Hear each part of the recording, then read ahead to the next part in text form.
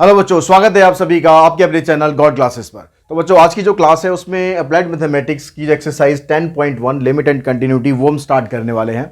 अब इससे रिलेटेड जो बेसिक पार्ट था या बेसिक कंसेप्ट था वो ऑलरेडी हम पिछले वीडियो में डिस्कस कर चुके हैं और आई होप आप लोगों ने वो देख लिया होगा, समझ लिया होगा। नहीं देखा है, मिस कर दिया है तो कोई टेंशन नहीं, ऊपर आई बटन में मैं लिंक दे रहा हूँ, वहाँ पर जाइए, जाके देख लीजिए, समझ लीजिए। समझने के बाद जब इस एक्सरसाइज को आप करेंगे तो डेफिनेटली बहुत से क्वेश्चन तो आप खुद ही कर चुके होंगे, मेरे कराने की जरूरत भी नहीं है। यहाँ पर व्यू जरूर दे देना, देख लेना, समझ लेना, क्योंकि मैच कर लेना कि आपके आंसर मेरे आंसर मैच कर रहे हैं नहीं कर रहे हैं। अगर कर रहे हैं तो यानी आपने कंसेप्ट अच्छी तरह समझ लिया है, अगर नहीं कर रहे हैं तो फिर क्वेश्चन को करते करते हम समझ लेंगे। इस वीडियो के बाद आपको किसी भी क्वेश्चन को करने में दिक्कत नहीं आई।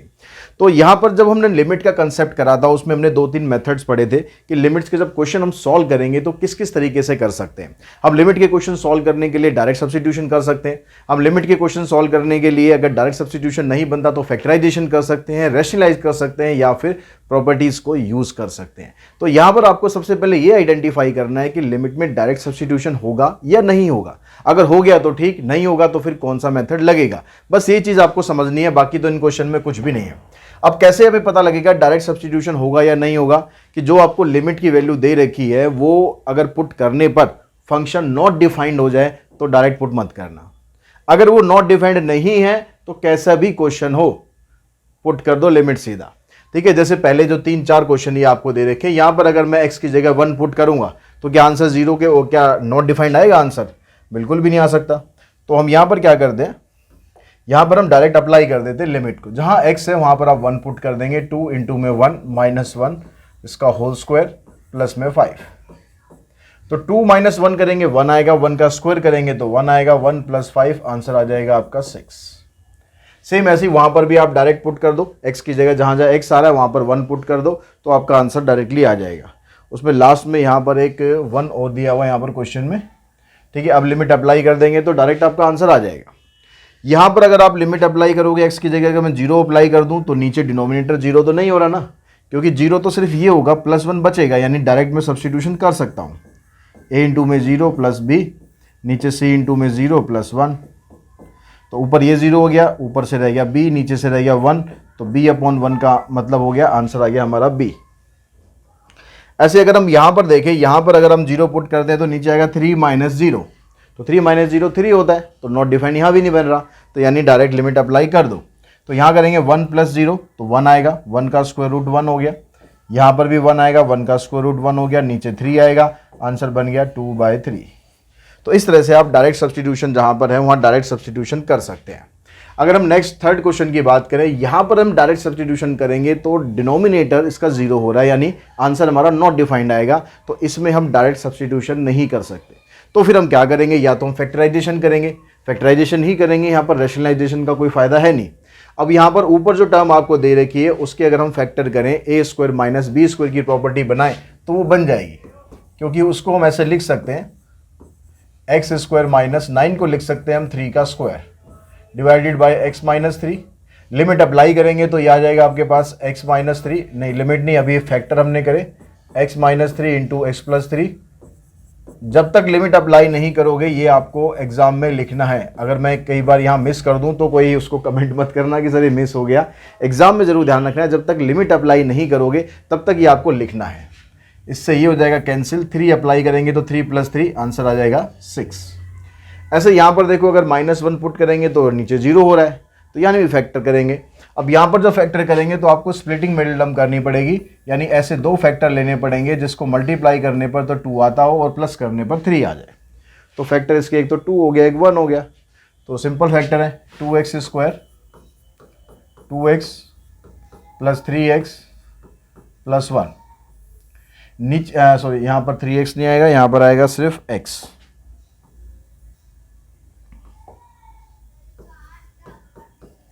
और नीचे भी आप फैक्टर बना देंगे ऐसे, एक्स स्क्वायर माइनस 1 का स्क्वायर।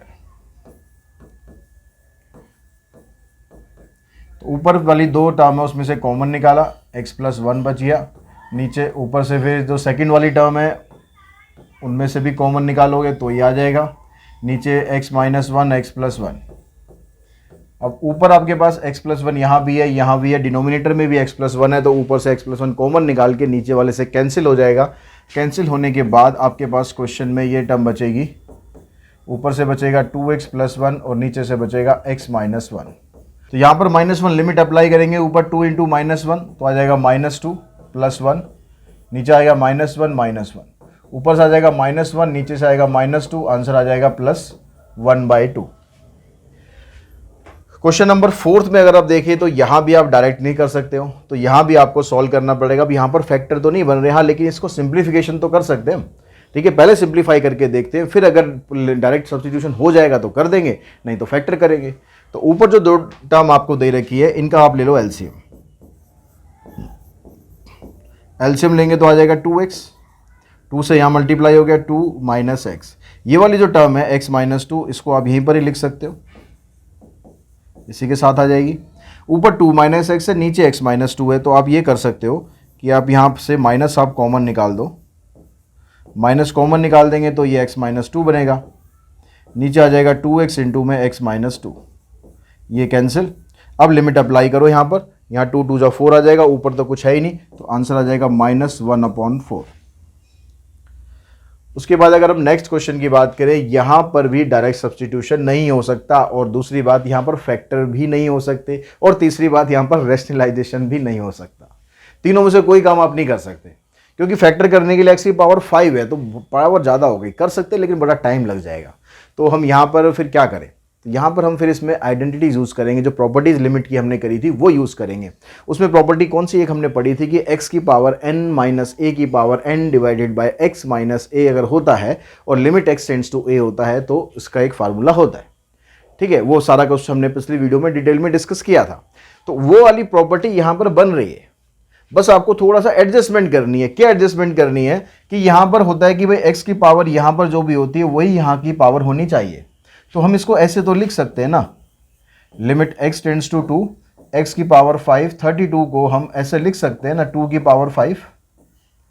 अब देखो आप उसे कंपेयर करके प्रॉपर्टी से, यही तो बन रहा है, x की पावर n माइनस a की power n divided by x minus a, और यहाँ पर आ गया a टेंड्स टू, जो x टेंड्स टू a, यानी प्रॉपर्टी आपकी ठीक बन गई है। अब ये किसके बराबर होती है, इसका आंसर होता है n इंटू में a की पावर n - 1। जिसको याद नहीं है भाई पिछला वीडियो देख लो, समझ लो, याद कर लो, याद करे बिना काम नहीं बनेगा। ठीक है, फार्मूला क्या होता है, n a की पावर n - 1। यहाँ पर n है हमारे पास 5, a हमारे पास है 2, उसकी पावर करेंगे n - 1, तो यानी 5 इंटू में 2 की पावर 4, 2 की पावर 4 हो गया 16, 16 5 = 80, ये हमारा आंसर बन गया इसका 80। उसके बाद अगर नेक्स्ट क्वेश्चन की बात करें,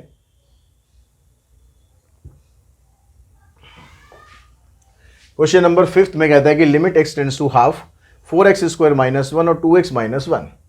अगर मैं यहाँ पर हाफ इधर पुट कर दूं तो फिर डिनोमिनेटर 0 हो रहा है, परेशान कर दिया इसने डिनोमिनेटर ने। ठीक है, बार बार 0 हो रहा है, तो फिर हमें यहाँ पर कुछ चेंजेस करने पड़ेंगे। अब यहाँ पर जो न्यूमरेटर दिया हुआ है उसको अगर आप थोड़ा सा मॉडिफिकेशन करके लिखो, अगर आप उसको ऐसे लिख दो 2x का होल स्क्वायर माइनस 1 का होल स्क्वायर, तो कोई गलत तो नहीं है? कुछ गलत हो तो बता देना कमेंट बॉक्स में। ठीक है, कुछ गलत तो नहीं है ना? अब कुछ गलत नहीं है तो फिर आप यहाँ पर आइडेंटिटी यूज कर दो a² माइनस b² की, तो ये बना आपके पास 2x - 1 2x + 1 divided by 2x - 1। ये कैंसिल होते डिनोमिनेटर में से 0 खत्म। लिमिट अप्लाई करो, यहाँ पर x की जगह 1/2 करेंगे तो 2 इंटू में 1/2 + 1, इससे ही कैंसिल, 1 + 1 आंसर आ गया आपका 2। इसका सेकेंड पार्ट है, इसमें भी आप नीचे फैक्टर बना देना, सॉल्व हो जाएगा आपका। बिना फैक्टर बनाए करोगे तो डिनोमिनेटर 0 आ रहा है, इसलिए फैक्टर जरूर बना देना। ठीक है, यहाँ पर देखते हैं हम 6 के फर्स्ट पार्ट में, यहाँ पर कहता है लिमिट x टेंड्स टू 2, अगर 2 यहाँ पुट करा तो 4 - 4 0 हो रहा है। तो हम यहाँ पर क्या करते हैं, ऊपर से तो x कॉमन निकालते हैं पहले, क्योंकि ऊपर सभी के अंदर x आ रहा है। x कॉमन निकाला, ये बचा x² - 4x, x² - 4x + 4, और नीचे आपके पास जो टर्म आ रही है उसको आप ऐसे लिख दो x² - 2 का स्क्वायर। अब अगर हम यहाँ पर लिमिट लगाते हैं तो इसके पहले फैक्टर कर लो, ये x² - 4x + 4 आ रहा है, तो या तो स्प्लिटिंग मिडिल टर्म करो या आप इसको सीधा x - 2 का होल स्क्वायर भी लिख सकते हो। इसका स्क्वायर खोलेंगे तो इसके बराबर ही आएगा ना, और नीचे x - 2 x + 2। अब एक x माइनस टू इससे हो गया कैंसिल। अब लगा दो लिमिट। अब लिमिट लगाओगे ऊपर तो ये आएगा 2 माइनस टू, ऊपर आ जाएगा 0, तो नीचे कुछ भी आता रहो, क्या फ़र्क पड़ना है, आंसर तो फिर इसका 0 ही हो जाना है। तो 6 का जो फर्स्ट पार्ट है उसका आंसर आ जाएगा 0। यहाँ पर भी आपको वही मिडिल टर्म स्प्लिटिंग करनी है, ऊपर फैक्टर करने हैं, क्योंकि 2 अगर पुट करा आपने, देखो यहाँ बनेगा 2 का स्क्वायर 4, 4 प्लस 6 10, और ये हो जाएगा -10। तो हमेशा चेक जरूर कर लेना कि डिनोमिनेटर 0 आ रहा है या नहीं आ रहा। कहीं सीधा हो जाओ शुरू कि भैया हमें तो करना ही करना है, अगर जी नीचे 0 ना आ रहा हो तो मत करना। तो हमने ऊपर से क्या करा, x स्क्वायर कॉमन निकाल दिया तो x माइनस 2 आ गया। नीचे से हमने फैक्टर बनाए तो एक फैक्टर x माइनस 3 आ जाएगा और एक फैक्टर x माइनस 2 आ जाएगा स्प्लिटिंग मिडिल टर्म से, तो ये हो जाएगा कैंसिल। अब आप x की जगह पुट करोगे, ऊपर आ जाएगा 4, नीचे आ जाएगा -1, आंसर आ जाएगा -4। उसके बाद चलते हैं क्वेश्चन नंबर 7 पे। तो 7th क्वेश्चन में कह रहा है कि हाफ लिमिट दे रखी है, अगर हाफ यहाँ पर पुट करोगे, यहाँ पर पुट करोगे तो डिनोमिनेटर 0 हो रहा है। तो इसको आप सिंप्लीफाई करो। अब इसको सिंप्लीफाई करने के लिए अब पहले इसको आपको ब्रेक करना पड़ेगा, इसको आपको ब्रेक करना पड़ेगा, क्योंकि डिनोमिनेटर दोनों का एक जैसा बनेगा तब हमारी बात आगे बनेगी कुछ। क्योंकि अभी तो फैक्टर इसका कुछ हो नहीं सकता, इसका भी कुछ नहीं हो सकता। इसको आप लिख सकते हो 2x माइनस 1 इंटू में 2x प्लस 1। अब हम इसका एलसीएम ले सकते हैं। इसका एलसीएम में 2x माइनस 1 यहाँ भी है, यहाँ भी है, तो एलसीएम में तो आपको एक ही बार लिखना पड़ेगा। आपने लिख दिया 2x माइनस 1 और 2x प्लस 1। 2x माइनस 1 से 2x minus 1 cancel, 2x plus 1 से मल्टीप्लाई करेंगे इसको, तो 2x से पहले इसको किया, 2 8 + 16 x स्क्वायर, 2 3 + 6x, फिर 1 से करेंगे तो 8x माइनस 3। यहाँ पर डिनोमिनेटर और ये दोनों सेम है तो ऊपर वाली टर्म एज इट इज आ जाएगी। यहाँ पर माइनस लगा हुआ है तो -4x स्क्वायर बनेगा और 1 भी माइनस का ही होगा। बहुत से बच्चे यहाँ गड़बड़ कर देते हैं, यहाँ +1 होता है प्लस लिख देते हैं, तो बाहर अगर यहाँ माइनस दिया हुआ है तो इसको ये इस पूरे के लिए होता है, तो इन सब के साइन आपको चेंज करके लिखने होते हैं। अब यहाँ पर देखो, अभी भी हम लिमिट अप्लाई नहीं कर सकते हैं जब तक नीचे से ऐसा सीन ना आ जाए कि नीचे अगर आप पुट करोगे और 0 ना आए, तब जाके लिमिट हमें पुट करनी है। तो 16 माइनस 4 करेंगे 12x स्क्वायर बन गया, 8 माइनस 6 करेंगे 2x आ गया और -4 आ गया। नीचे आ गया 2x minus 1 2x plus 1,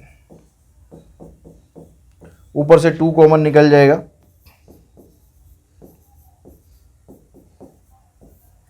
2 common निकलने के बाद बचेगा हमारे पास 6x square plus x minus 2।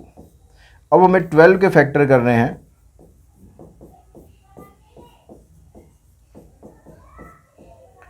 हमें 12 के फैक्टर करने हैं, मल्टीप्लाई करने पर 12 आ रहा है कि जिसको सॉल्व करने पर +1 आ जाए। तो इसको आप लिख सकते हो 6x स्क्वायर, एक फैक्टर आ जाएगा 4 और एक फैक्टर आ जाएगा -3।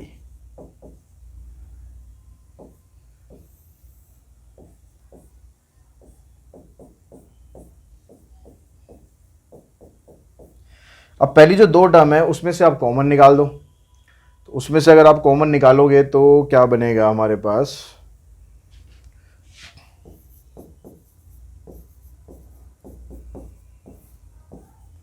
इसमें से कॉमन निकाला हमने 2x, तो अंदर रह गया आपके पास 3x प्लस में 2। यहाँ से कॉमन निकाल देते हैं -1, तो ये आ गया 3x प्लस में 2 divided by 2x minus 1 2x plus 1।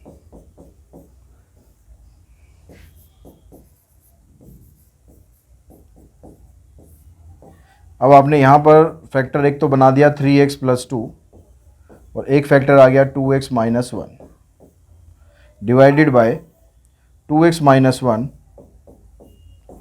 Into 2x plus 1। अब ये 2x माइनस 1 है, इससे हो जाएगा कैंसिल।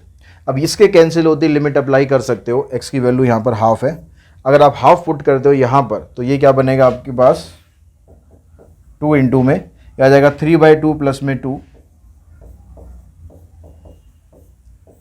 और नीचे आ गया आपके पास 2 इंटू में 1/2 प्लस 1। तो इधर से ये आएगा आपके पास 2 2 4 4 3 7 4 प्लस 3 7, तो 7, 2 से ये 2 कैंसिल हो जाएगा, ऊपर 7 आएगा और नीचे 2 आएगा, आंसर बन जाएगा आपका 7/2। अगर हम इसके सेकंड पार्ट को देखें तो सेकंड पार्ट भी कुछ इसी तरीके से ही है। वहाँ भी अगर आप लिमिट अप्लाई करेंगे तो बात नहीं बनेगी, तो आपको इसको सिंप्लीफाई करना पड़ेगा, उसके बाद एलसीएम लेके इस पूरे को सिंप्लीफाई करेंगे जैसे हम यहाँ पर कर रहे हैं। तो यहाँ भी आपको लिमिट x टेंड्स टू 2 दिया हुआ है,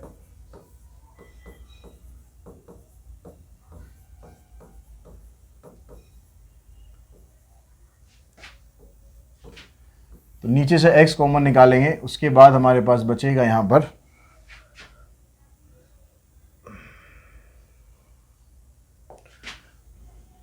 x कॉमन निकाला, उसके बाद बचेगा x² - 3x + 2। अब यहाँ पर अगर हम इसके फैक्टर बनाएं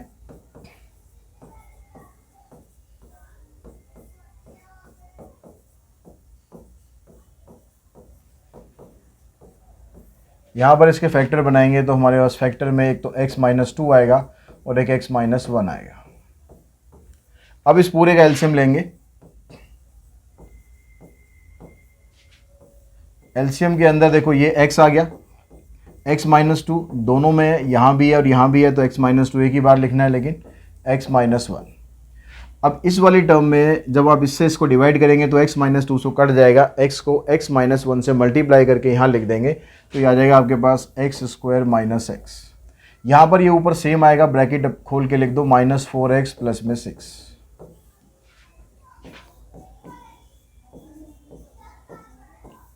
तो ये बना x² - 5x + 6 divided by x, x - 2 and x - 1। अब यहाँ पर इसके दो फैक्टर बनाओ, इसके दो फैक्टर बनाओ, तो फैक्टर बनेंगे आपके x - 3 और x - 2 divided by x, x - 2, x - 1। इससे ये हो गया कैंसिल। अब यहाँ लिमिट अप्लाई करेंगे तो 2 - 3 -1 आ गया, यहाँ पर 2 आ गया, इधर से 2 - 1 1 आ गया, तो आंसर बन गया -1/2। ये हमारा आंसर आएगा इसमें क्वेश्चन नंबर 7 का सेकंड पार्ट। अब क्वेश्चन नंबर 8 में देखो, यहाँ भी लिमिट x टेंड्स टू 0 है, नीचे 0 आ रहा है, तो आप इसमें डायरेक्ट सब्स्टिट्यूट नहीं कर सकते, लेकिन यहाँ पर रूट आपको दिखाई दे रहा है। जहाँ भी रूट आपको दिखाई दे, डायरेक्ट सब्स्टिट्यूशन ना हो तो पहले चांस लो हमेशा रेशनलाइज के लिए। तो रेशनलाइज जब हम करते हैं तो हमें करना क्या होता है, बस पहले तो हम इसको ऐसे कैसे लिखते हैं, उसके बाद जब मल्टीप्लाई करेंगे न्यूमरेटर और डिनोमिनेटर को, तो बीच का जो साइन है इसको हम प्लस कर देंगे,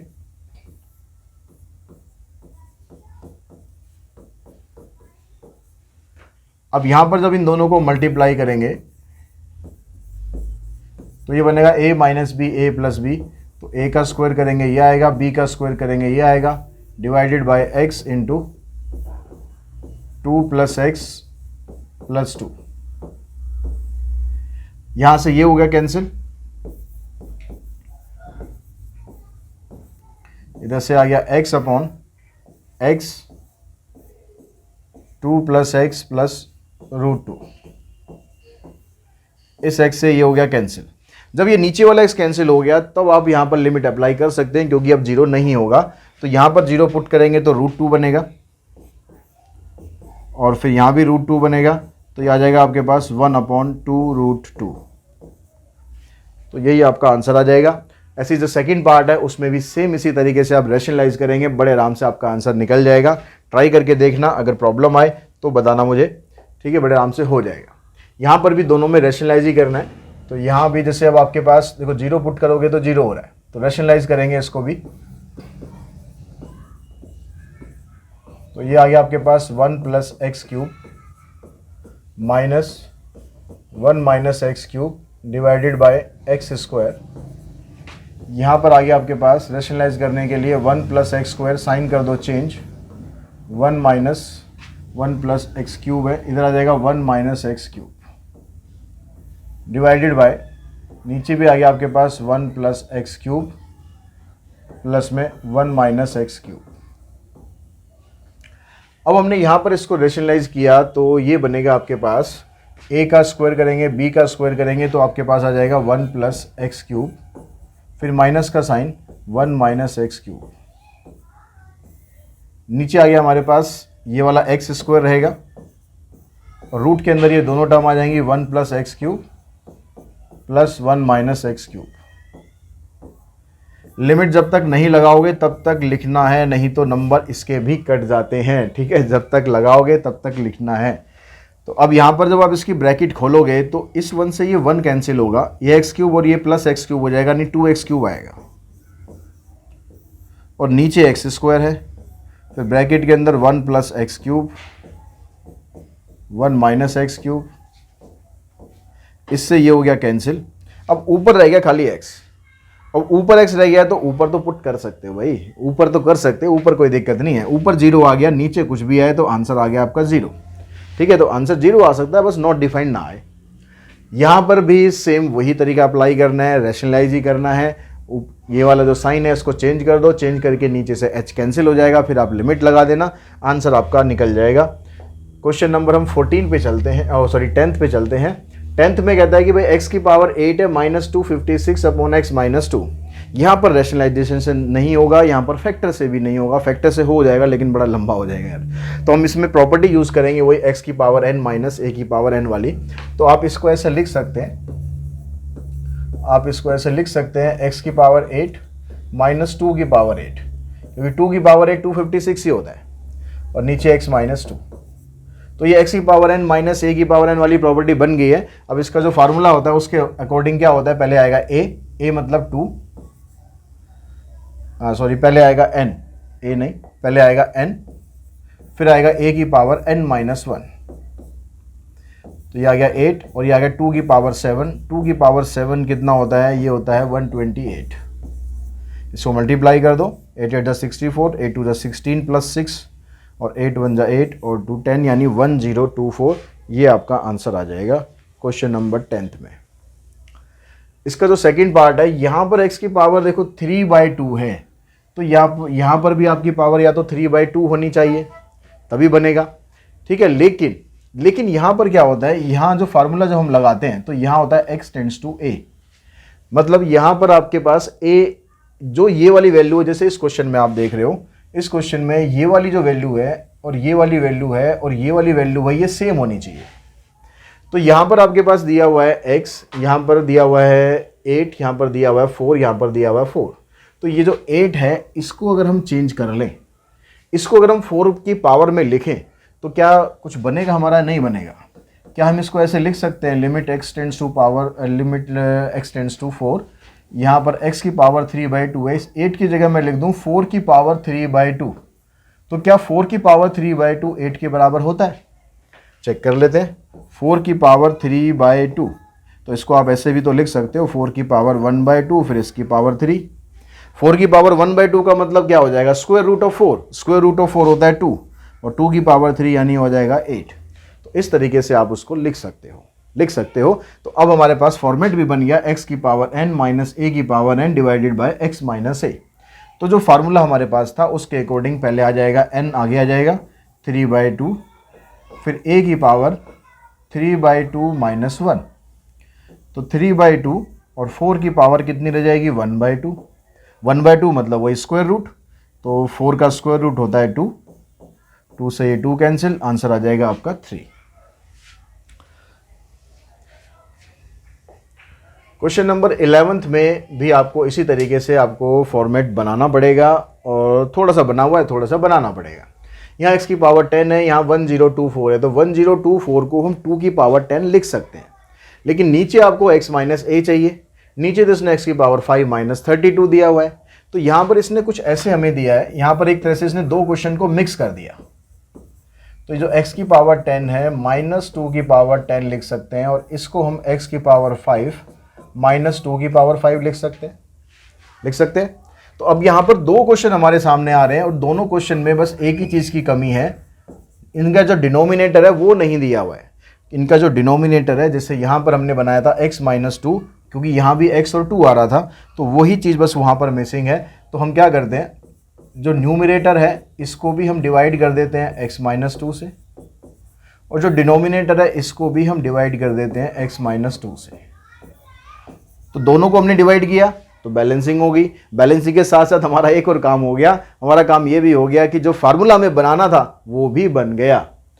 तो ऊपर जो आपके पास बना x की पावर n माइनस a की power n divided by x minus a, तो n की जगह तो 10 है, a की जगह 2 है, पावर इसकी n माइनस 1 यानी 9 आ गई।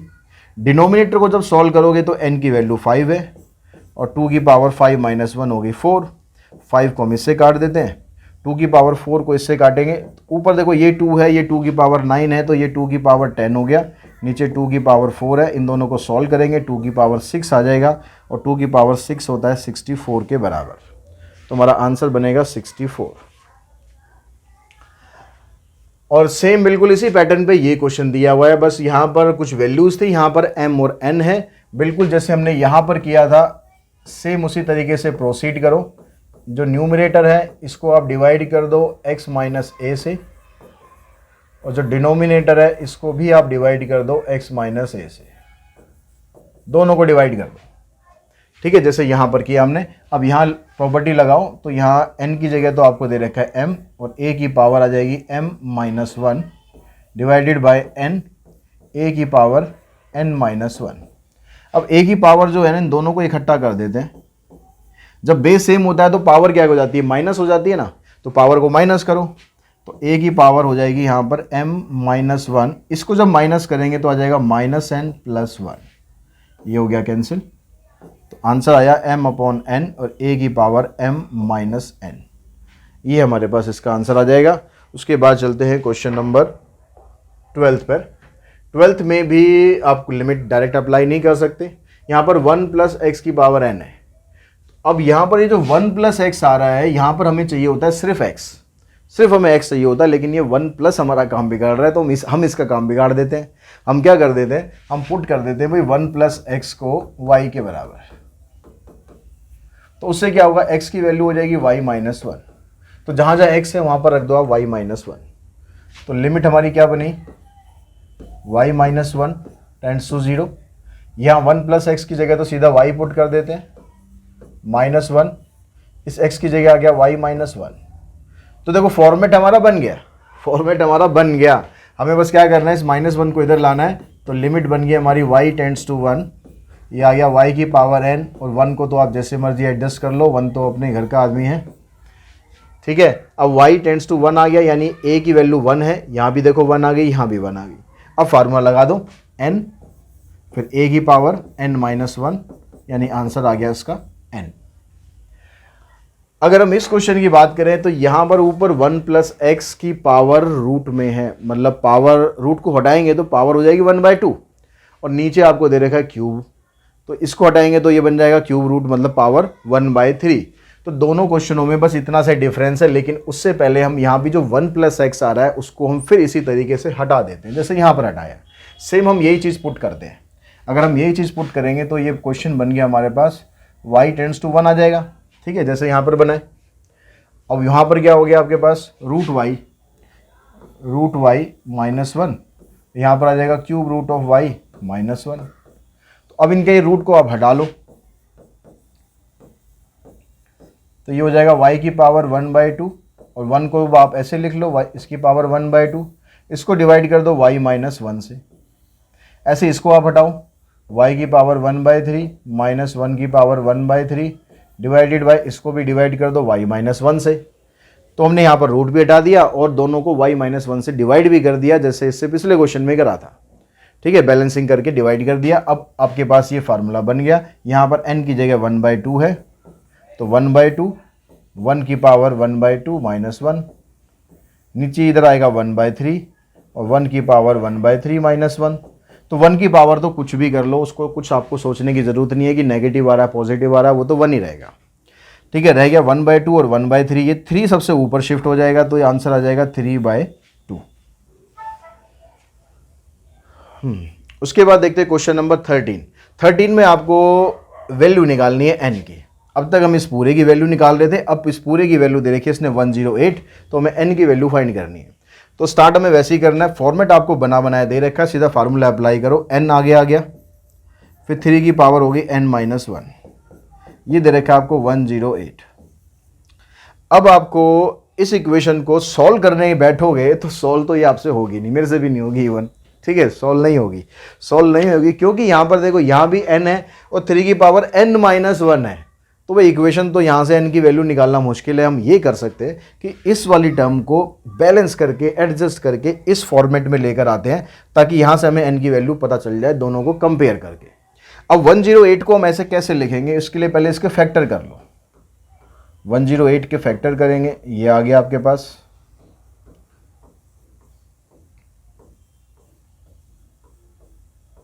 तो इसमें 2 आ रहा है 2 बार, 3 आ रहा है 3 बार, तो इसको हमने ऐसे लिखा 2 की पावर 2 और 3 की पावर 2, 3 की पावर 3। ये जो 2 की पावर 2 है इसको हम लिख सकते हैं 4 और 3 की पावर 3 को हम लिख सकते हैं 3 की पावर 4 - 1 लिख सकते हैं ऐसे। अब देखो ये जो हमने लेफ्ट में लिखा था इसको कंपेयर करो आप, इससे दोनों को कंपेयर करो। यहाँ पर n है, यहाँ पर 4 है, यहाँ 3 है, यहाँ 3 है, यहाँ n है, यहाँ 4 है, -1 है, -1 है, तो दोनों इक्वेशन में सिर्फ क्या आ रहा है, n की वैल्यू चाहे आप यहाँ से निकालो चाहे यहाँ से निकालो, दोनों से n की वैल्यू आ रही है 4 और बाकी सारी चीज़ें बिल्कुल एक जैसी हैं, इसका मतलब n की वैल्यू बनेगी यहाँ पर 4। तो ऐसे क्वेश्चंस को इस तरीके से ट्राई करना चाहिए जिससे आपके आंसर निकल जाए। तो आज की इस वीडियो में क्वेश्चन नंबर हम 13 तक करते हैं क्योंकि इसके आगे के जो क्वेश्चंस हैं उसमें एक और कंसेप्ट हम यूज़ करेंगे, लेफ्ट हैंड लिमिट और राइट हैंड लिमिट। तो पहले उस कंसेप्ट को डिस्कस करेंगे नेक्स्ट वीडियो में, साथ ही एक्सरसाइज के जो क्वेश्चंस हैं वो भी हम उसी वीडियो के अंदर खत्म कर लेंगे। आज की इस वीडियो में इतना ही करते हैं। तो आज की वीडियो अगर आपको पसंद आई हो, कंसेप्ट आपको समझ आया हो तो सब्सक्राइब जरूर चैनल को करके रखें। अगर आप बिना सब्सक्राइब करे देख रहे हैं और जिन्होंने सब्सक्राइब किया हुआ है बेल आइकन को प्रेस कर दें और आपने सब कुछ किया हुआ है तो अपने फ्रेंड्स को भी शेयर कर दें, यानी कुछ ना कुछ ज़रूर करें, ठीक है, ताकि चैनल का साथ और आपका साथ हमेशा के लिए ऐसे बना रहे। तो आज की इस वीडियो में इतना ही। Thanks to all of you.